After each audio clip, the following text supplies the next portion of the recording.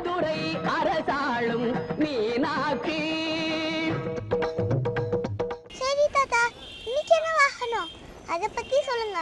சொக்கநாதர் நந்தி வாகனத்தில் வர்றார். நீ கேட்கலாம், அதாவது ரிஷப வாகனம்னாலும் நந்தி தானே, இதுவும் நந்தி தானே அப்படின்னு.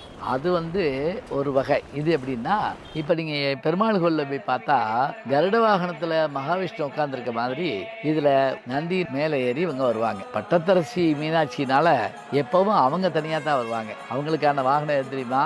யாழி. யாழி வாகனம்னா என்ன அப்படின்னா, நீ நினைக்கிற மாதிரி அது டைனோசர் இல்லை. இங்கே பாரு, கோயில் சிற்பத்தில் இந்த இருக்குவாரி தான் யாழி. இந்த துதிக்கை எப்படி மேலே தூக்கியிருக்கா, பார்த்தா சிங்கம் மாதிரி இருக்கா. சரி, சாமியை கும்பிட்டுக்கோ. நம்ம அப்படியே சாமி கூட கொஞ்சம் தூரம் போயிட்டு அப்புறம் உனக்கு என்ன வேணுமோ வாங்கிட்டு நம்ம வீட்டுக்கு போகலாமா? வணக்கம். சித்திரை திருநாளில் இன்றைக்கு 7ஆம் நாள் நிகழ்வு. ஊரு மகிழ்ந்திடணும், நாடு செழித்திடணும், சாமியை கும்பிட்டுக்கோ, பூமி விளையாப்போ, கோயில் குழந்தை. 7ஆம் நாளாகிய இன்று காலையில் எம்பெருமான் பிக்ஷாடன மூர்த்தியாக காட்சி தருகிறார். இது நம்ம வரலாற்றில் என்னன்னு பார்த்தீங்கன்னா, புராணத்தில் எப்படி சொல்கிறாங்கன்னா, தாருகாணத்து முனிவர்களும் பத்தினிமார்களும் கடவுளை மதிக்காமல், சிவபெருமானையோ திருமாலையோ மதிக்காமல் தங்களுடைய யாகத்தின் மூலமே எல்லாவற்றையும் பெறலாம் என்று நினைத்தார்களாம். அவர்களுக்கு மேலான சக்தி ஒன்று இருக்கிறது என்பதை காட்டுவதற்காக சிவபெருமான் பிக்ஷாடன வடிவம் எடுக்கின்றார்.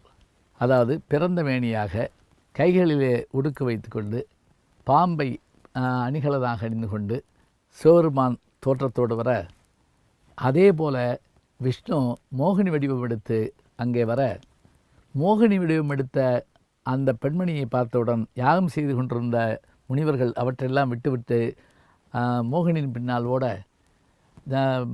முனிவருடைய பத்தினிகள் எல்லாம் பிக்ஷாடனுடைய தோற்றத்தை பார்த்து அவர் பின்னே ஓட, பிறகு அவர்கள் நாணம் ஐயோ இப்படி ஆகிவிட்டோமே என்று சொன்னவுடன் எம்பெருமான் அவர்களுக்கு அறிவுறுத்தி, உங்களுடைய ஆணவத்தை போக்கிக் கொள்ளுங்கள், அதுதான் பக்தி என்று சொன்னாராம். அந்த காட்சியைத்தான் நாம் 7ஆம் நாளில் காலையிலே காண்கின்றோம். சரி, இரவு நேரத்து வாகனங்கள் என்ன என்று சொன்னால், இன்றைக்கு அதிகார நந்தியும் யாழி வாகனமும் ஊர்வலத்திலே வருகின்றன. அதிகார நந்தி தான் எம்பெருமானை காண செல்வதற்கு அவரிடத்தில் தான் அனுமதி பெற்றுக்கொள்ள வேண்டும். நந்தி தேவர் என்று அவருக்கு பெயர். இங்கே அந்த அதிகார நந்தியின் மீது அவர்கள் வர, எம்பெருமாட்டியாகிய மீனாட்சி யாழி வாகனத்திலே வருகின்றார். யாழி என்பது ஒரு அபூர்வமான மிருகம். இந்த மிருகம் உயிரோடு இருந்ததா இல்லையா என்று நமக்கு தெரியவில்லை. புராணங்களிலே இதை பற்றி சொல்கிறார்கள். எப்படி டைனோசர் என்கின்ற ஒரு மிருகம் ஜுராசிக் என்கின்ற யுகத்திலே வாழ்ந்தது என்று சொல்கிறோமோ, அதை போல இங்கே யாழி என்கின்ற இந்த மிருகம் புராணங்களிலே சொல்லப்படுகின்றது. அஜந்தா எல்லோரோ போன்ற இடங்களிலும் இந்த சிற்பங்கள் இல்லை. ஆனால் சோழர்களுடைய காலத்திலும் பாண்டியர்கள் காலத்திலும் இந்த மிருகம் காணப்படுகின்றது. அதாவது சிங்க வடிவத்தில் துதிக்கையோடு கூடியதாக சிங்கமும் யானையும் சேர்ந்தது போன்ற உருவம். இதுதான் இந்த யாழியினுடைய உருவம். இது மகர யாழி, சிம்ம யாழி என்று பல வடிவங்கள் இருக்கின்றன. மதுரையில் இருக்கிற ஒரு அழகான தூண் உள்ள இருக்கிற சிற்பத்தில் யாழியினுடைய வாய்க்குள்ளே பந்து இருப்பது போன்று செய்திருக்கிறார்கள். அது உலக புகழ்பெற்ற சிற்பம். இந்த வாகனத்தில் இன்றைக்கு எழுந்திருக்கிறார்கள். இதோ பக்தர்களெல்லாம் அந்த காட்சியை காணுகின்ற நிகழ்வை பார்க்கின்றோம்.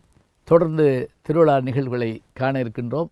நல்ல செய்திகளை நாளும் சிந்திப்போம். நாளை சந்திப்போம். ஊரு மகிழ்ந்திடணும், நாடு செழித்திடணும், சாமியை கும்பிட்டுக்கோ, பூமி விளையாப்போ, கோயில் குழந்தை. வணக்கம்.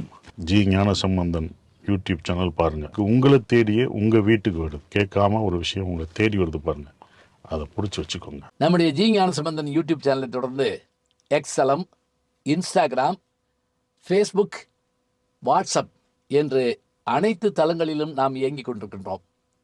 நீங்களும் எங்களோடு வாருங்கள்.